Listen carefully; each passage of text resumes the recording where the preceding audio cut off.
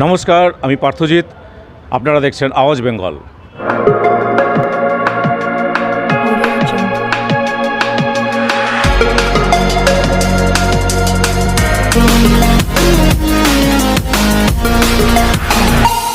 দুদিন আগেই RSS chief Mohan Bhagwat মোदी সরকারের সমালোচনা করেছেন।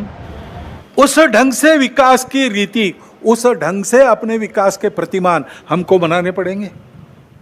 उसके लिए देश में शांति चाहिए जगह जगह, और समाज में कलह ये नहीं चलता। अब 1 साल से मणिपुर शांति की राह देख रहा है, उसके पहले 10 साल शांत रहा। पुराना गन कल्चर समाप्त हो गया ऐसा लगा, और अचानक जो कलह वहां पर उपज गया या उपजाया गया, उसकी आग में अभी तक जल रहा है, त्राही त्राही कर रहा है। कौन उस पर ध्यान देगा? प्राथमिकता देके उसका विचार करना ये कर्तव्य है। जिस प्रकार प्रचार के दौरान हमारे करने से समाज में मनमुटाव बढ़ेगा, 2 गट बटेंगे, आपस में शंका संशय उत्पन्न होगा, इसका भी ख्याल नहीं रखा गया, और विनाकारण संघ जैसे संगठनों को भी उसमें खींचा गया। टेक्नोलॉजी का सहारा करके असत्य बातें परोसी गई, नितांत असत्य। ऐसे से देश कैसे चलेगा भाई? आखिर सबको देश ही चलाना है ना। গত 10 বছর ধরে এই বলিষ্ঠ সমালোচনা শোনা যায়নি। যখন মোদি সরকার মানে এনডিএ সরকারের সংখ্যায় অনেক কম নিয়ে এনডিএ সরকার গঠিত হয়েছে এবং বিজেপির একাধিপত্য নষ্ট হয়েছে এবং শরিক দলের উপর নির্ভরশীল, সেই সময় ভারতবর্ষের সবথেকে বড় সামাজিক সংগঠন এবং সাংস্কৃতিক সংগঠন এবং অলিখিতভাবে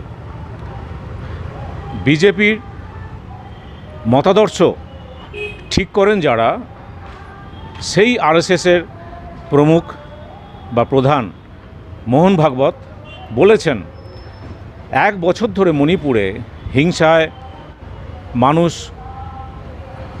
আতঙ্কিত, ভীষণভাবে অসহায় অবস্থায় দিন যাপন করছে, কিন্তু কেন্দ্রীয় সরকারের সেইভাবে কোনো ইতিবাচক ভূমিকা দেখা যায়নি মণিপুরকে শান্ত করার জন্য।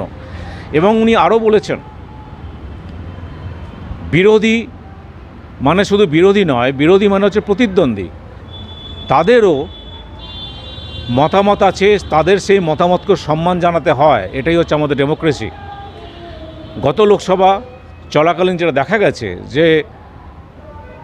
যে কোনো কারণেই বিরোধী দলের সাংসদদের যেভাবে সাসপেন্ড করে দেওয়া হয়েছে, লোকসভার থেকে বাইরে বের করে দেওয়া হয়েছে সাসপেন্ড করে, সেটা অনেকেই ভালোভাবে নেননি। কিন্তু বিজেপি এবং মোদি, অবশ্যই মোদি অমিত শাহর একাধিপত্য এত বেশি ছিল গত সরকারে, যার জন্য কেউ মুখ খুলতে পারেননি। আমরা আশা করেছিলাম যে মতাদর্শগতভাবে যারা, যে দল মানে বিজেপি যাকে অনুসরণ করে, যেই দলকে, যে সংগঠনকে, সেই আরএসএসের প্রধান প্রমুখ মোহন ভাগবত উনি হয়তো হয়েছেন, কিন্তু তৃতীয় এনডিএ সরকার গঠন হওয়ার পরে যখন বিজেপির একাধিপত্য কমে গেছে, তখন উনি সরব হয়েছেন অনেক বেশিভাবে। আরও আগে হলে ভালো হতো, কারণ মার্গদর্শন বিজেপিকে আরএসএসই দেন, সেটা সবাই জানে।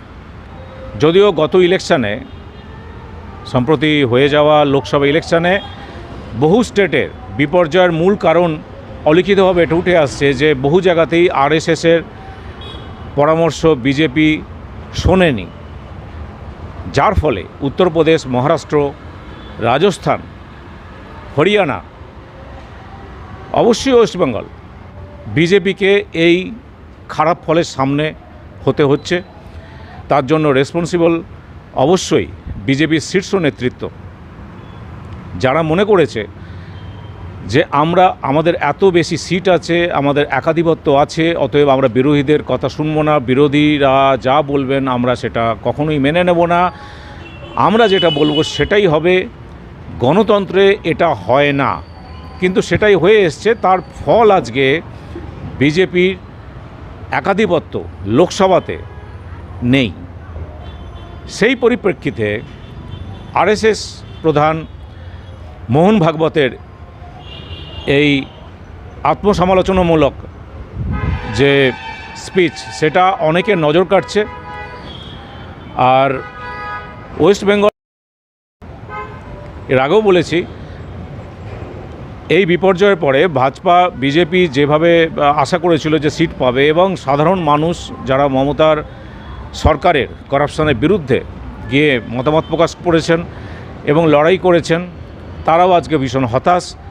যে কজন বিজেপি সাংসদ নির্বাচিত হয়ে এসছেন তার মধ্যেও দেখা গেল দু একজন এই জামাই ষষ্ঠীতে গিয়ে সেই রিচুয়ালস পালন করছেন, অথচ তার হয়তো পাশেরই কোনো লোকসভা কেন্দ্রের গ্রামে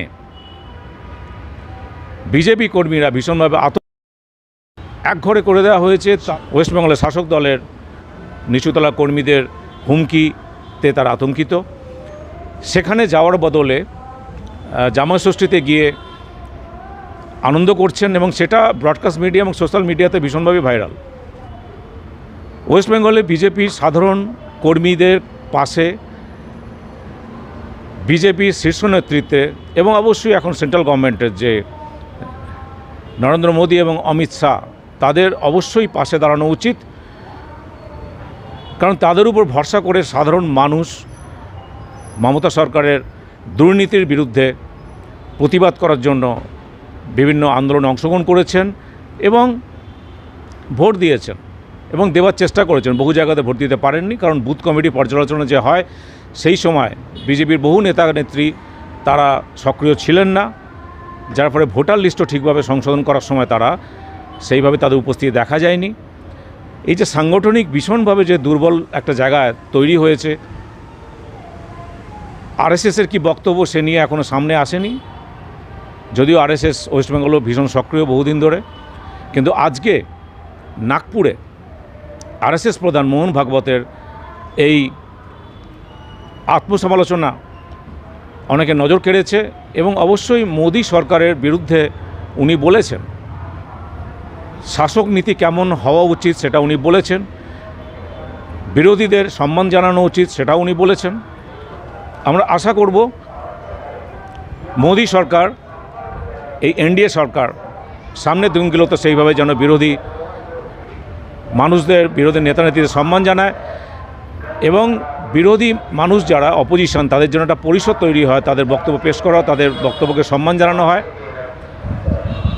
আজকের মতো শেষ করছি। আপনারা দেখতে থাকুন, আপনারা পাশে থাকুন আওয়াজ বেঙ্গলের। আর সামনের দিনেই আমি আবার আসব সাম্প্রতিক কিছু ঘটনা নিয়ে বিশ্লেষণ করার জন্য। নমস্কার, জয় ভারত।